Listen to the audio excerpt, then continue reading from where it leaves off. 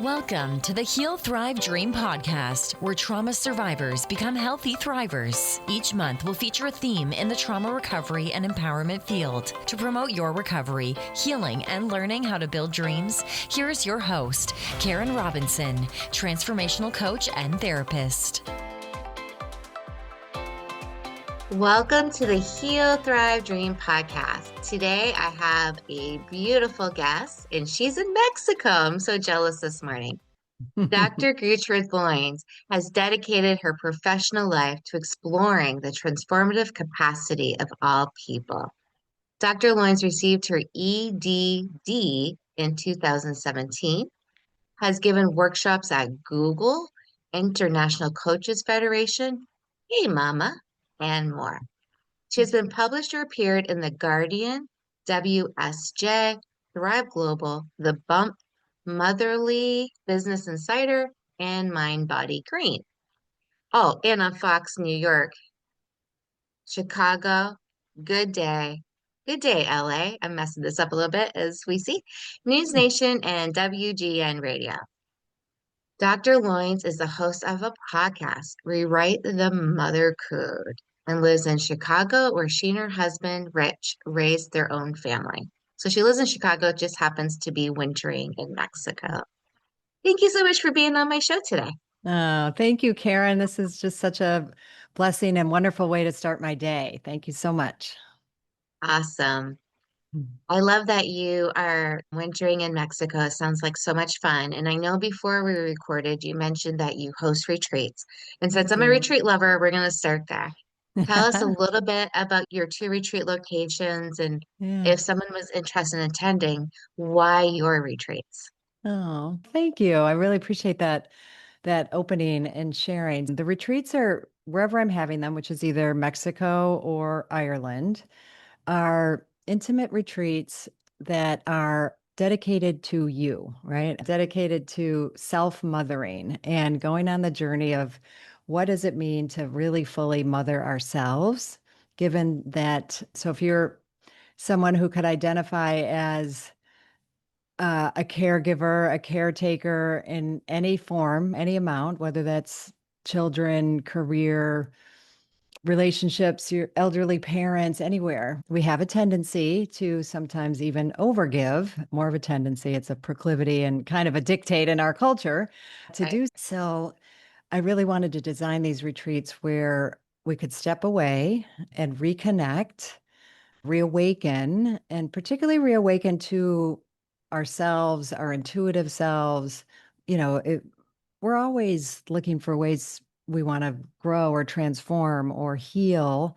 And oftentimes in our culture, we're looking outside of ourselves for that, right? Or to experts, and not putting us down as professionals who do support that work and that healing and transformative work. But we start tuning out ourselves. And so this is a time to tune back into ourselves and practice those muscles of, oh, wow, what does nature have to tell me? What do the elements, earth, air, fire, water, have to tell me? And what does it really mean to mother myself? And, some women share honestly, like, I get that, but I don't. Like, what does that even mean? So some of it is really just even exploring, like, what is that? And it sounds good, but I just don't even have a clue. And one of my requirements or agreements that you make is that throughout the time together, you don't get to help, and you get to be given. That is tough for women. Right? Yes. It started because I had so many women, like, ahead of time. If you need anything, I have event planners or people that have led retreats themselves. So if there's anything I can do, let me know. I'm happy to step in, blah, blah, blah. I'm like, nope. Like, the hardest thing that's going to be for you is to not do that. And if I really need help with something, I will ask. I might ask you to take your dish to the sink or something, but that's about as heavy as it gets. And because, Karen, we're wise. We have so much wisdom inside of us, and we have the answers to our life's questions within. And that this also so as you tune into yourself, it gets ignited then, and that flame grows even higher in community with other women. So that I have discovered is a really big facet of self-mothering. I had a participant actually she wrote an article about my Ireland retreat that made it into Oprah Daily and was featured. Ooh, Yeah, it was featured in Oprah Daily.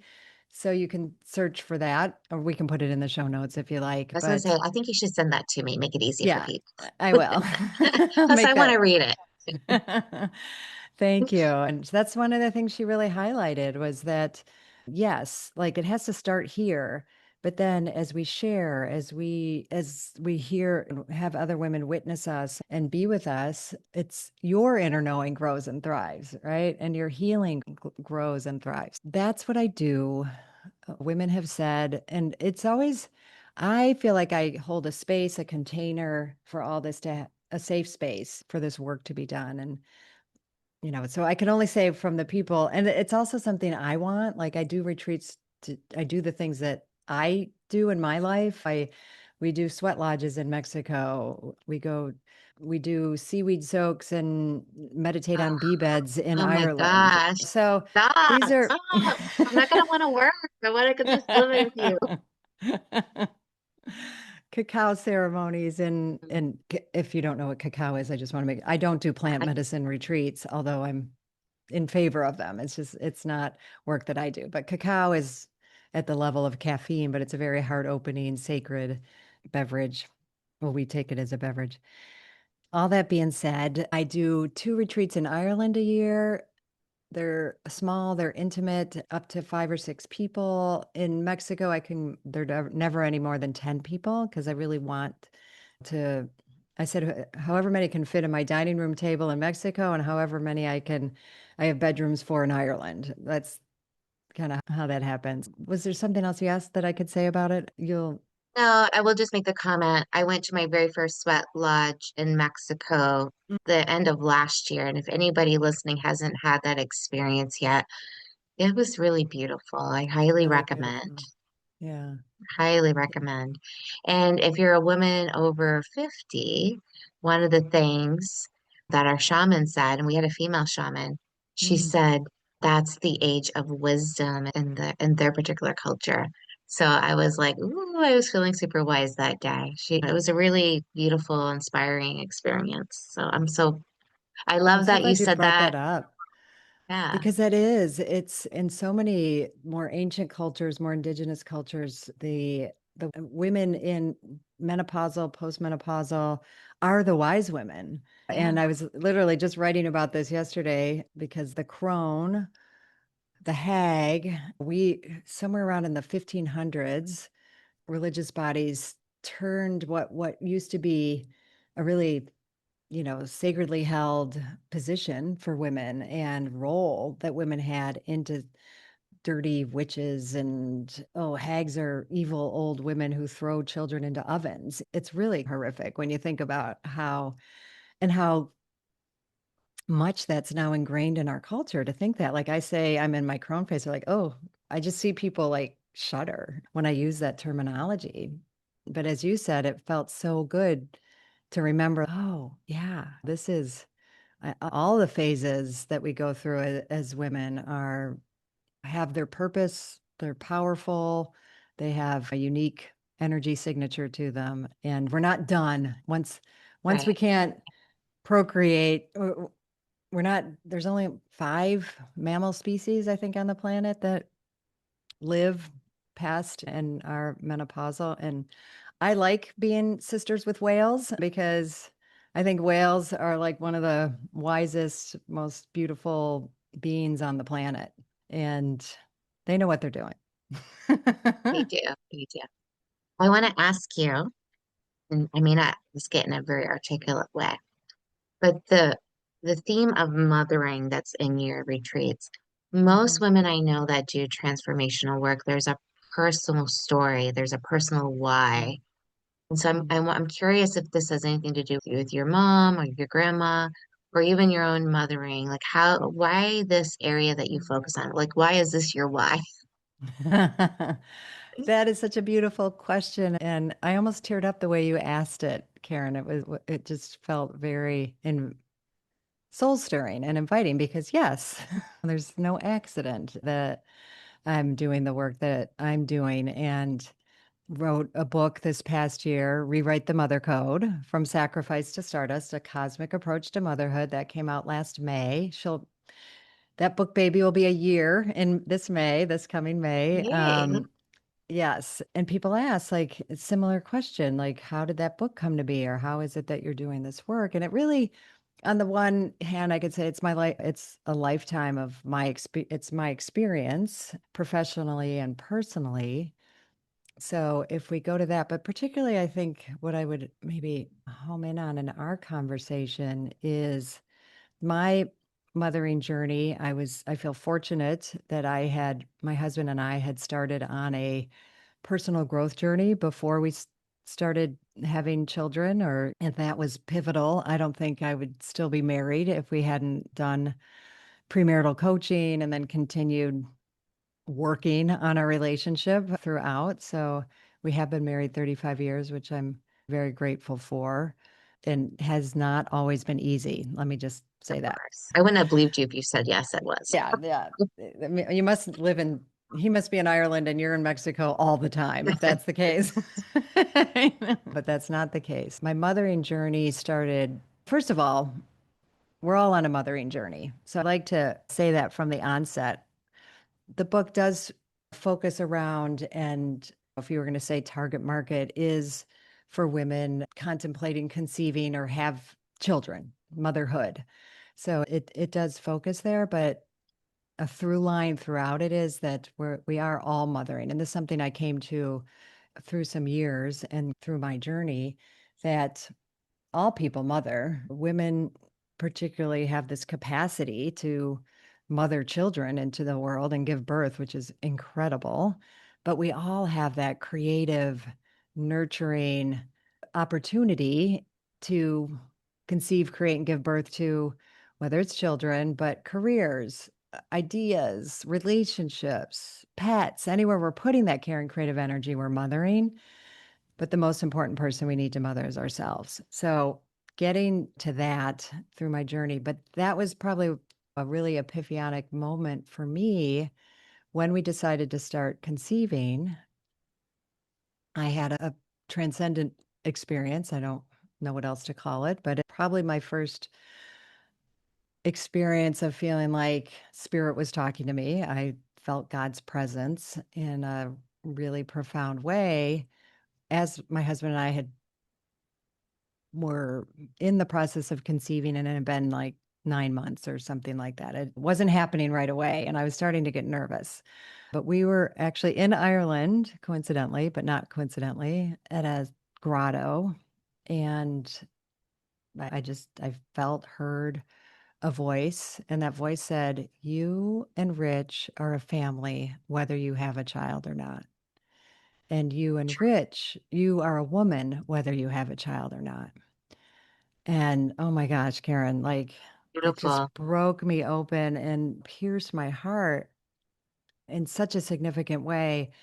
But I think some of that weight, some of that, the way we're labeled, the way we're told, you're only a woman if you give birth to a child. This is your purpose, your path in life. Like, you got to do it. But my body had been saying, like, there's some things I think you need to discover first. And I'm going to back up a minute and also share, because this ties to probably even more directly to I think that's a trauma we impose on women, that expectation, that, like, belief that we're not whole, we're not complete unless we naturally procure a child. But prior to that, before I was even able to conceive, and I went off birth control, hadn't and wasn't menstruating. A few months went by. Things aren't kicking in here, right? What's going on? And seeking the advice, I was in a holistic mindset and felt very unseen and upset that at this early stage, what Western medicine was providing me was like a quick fix. We'll put you on a drug. You'll ovulate. And if not, then we'll send you off to a fertility specialist. I'm like, I'm just getting started here. Oh, wow, let's take a beat.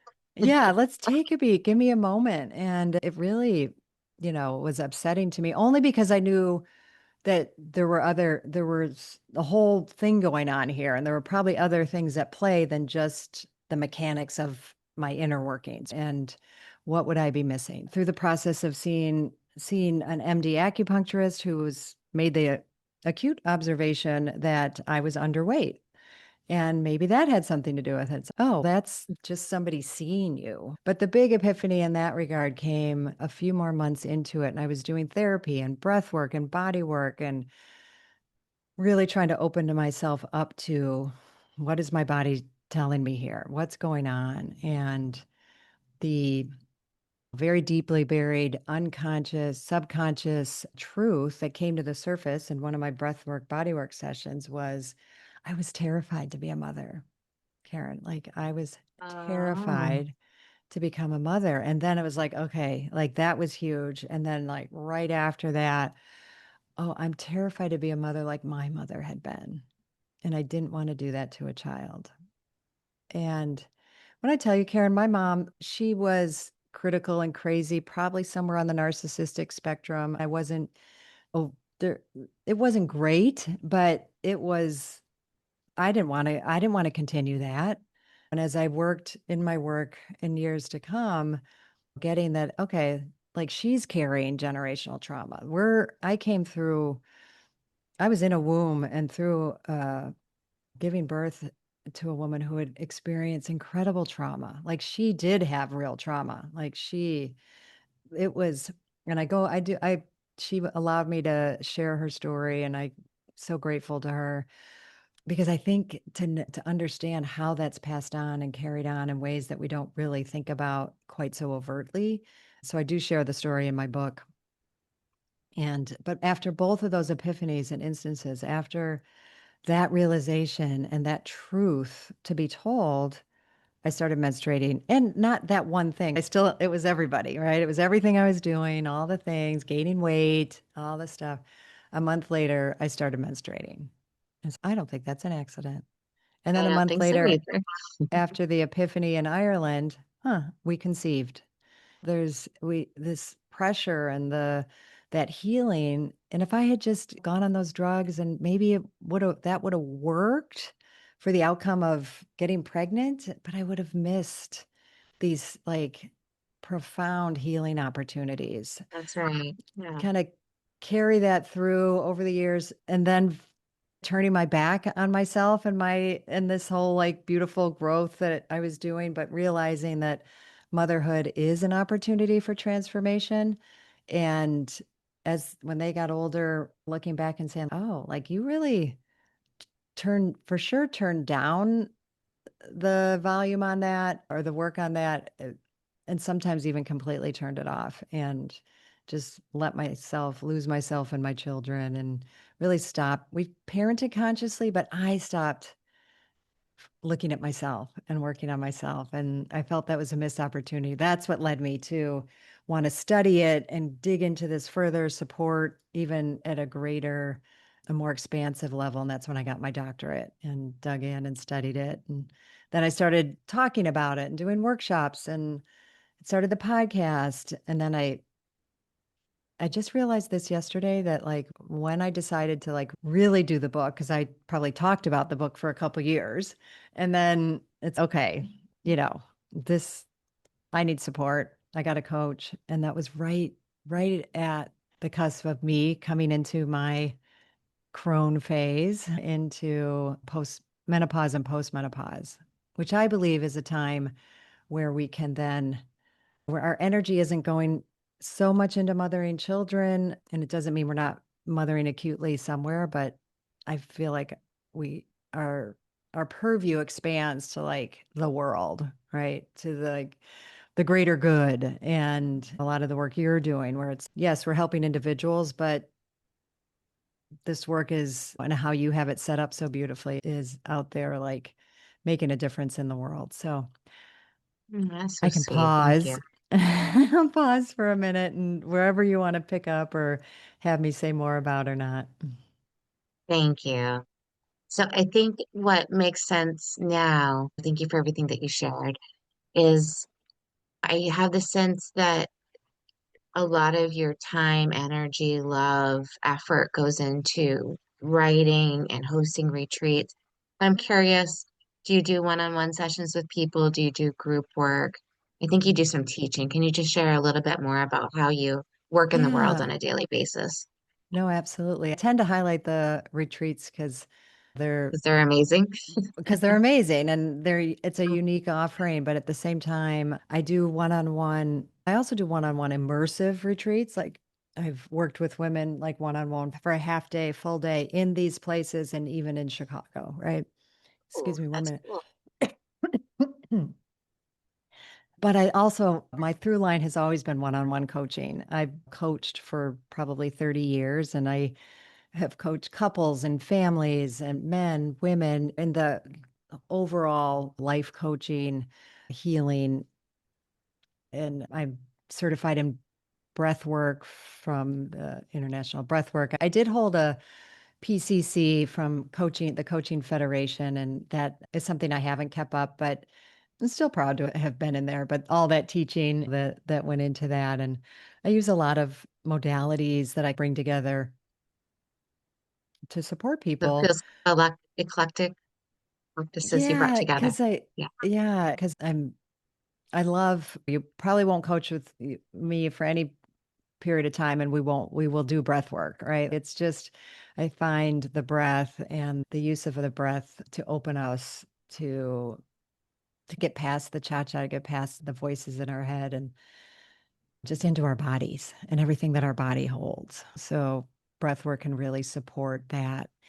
And then, yeah, so from psychological modalities, humanistic, developmental, but mostly an intuitive sense of, okay, and then practice. I'm very big into having practices and practicing in your life and in the real world. Because if we unlock and open stuff up in a container or a space, it's okay. Now, what's a new behavior you want to try? right, right. Until we get out in the world with it, it just doesn't stick. And I think you know this, right? It doesn't, it'll shift things for a little bit, but unless we Integrate. work pretty significantly on the wiring, and that wiring only happens with our behaviors and actions. And some of those, it doesn't mean it has to be with people. It could be practices that you do yourself, tuning into your emotions, naming your emotions. I'm very big on getting us reconnected to the fact that we are emotional beings having a thinking experience, right? We're spiritual beings having a human experience, but we have those flipped in our culture. So we have to get realigned and reconnected with ourselves in that way. So thank you for that. And then, yes, I've done speaking at organizations. I like workshops. I have done keynote talks, but my thing is always with the book, I've been getting out and doing a lot of speaking to groups but they're always interactive. I don't really let people get away with not having to look a little bit at themselves and make it personal. Yeah, I love that you Okay. have intensives and that you work on integrating because otherwise, soaking in the information, like you said, is not enough for true Hmm. change. You've got to integrate what you've learned. Integration is my word for 2026. Yeah, I I love love it. that. I Yeah, love it. yeah. Okay, so what else have we not spoken about that you feel like you really want listeners to know before we wrap up for today? I think if I borrow a couple things from my book or things that made me really happy, and you write a book for yourself. I don't know. That's my experience. I think it has to be first and foremost for you and let that be its own transformative experience. And something I knew but really connected with as I was writing it is it's okay. You do, this work on yourself.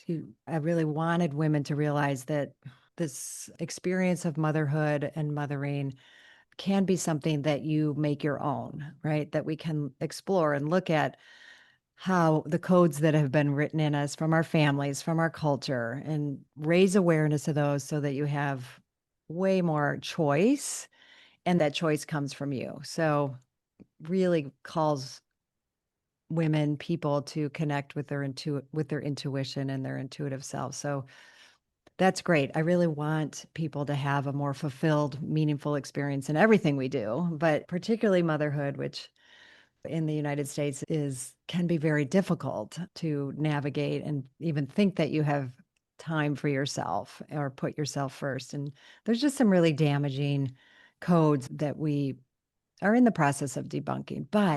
And so you do that, get this sense that you can learn and grow with your children, but then ultimately it takes you into just an even more expanded experience. And what I talk about in the book is I've called them cosmic codes, but you then just start realizing things like we are all connected, right? We are these containers of love, right? You are a vessel of love, is how I name one of them. That, yes, self-mothering is important. It makes, for you, for the people around you, but it's also a sacred experience.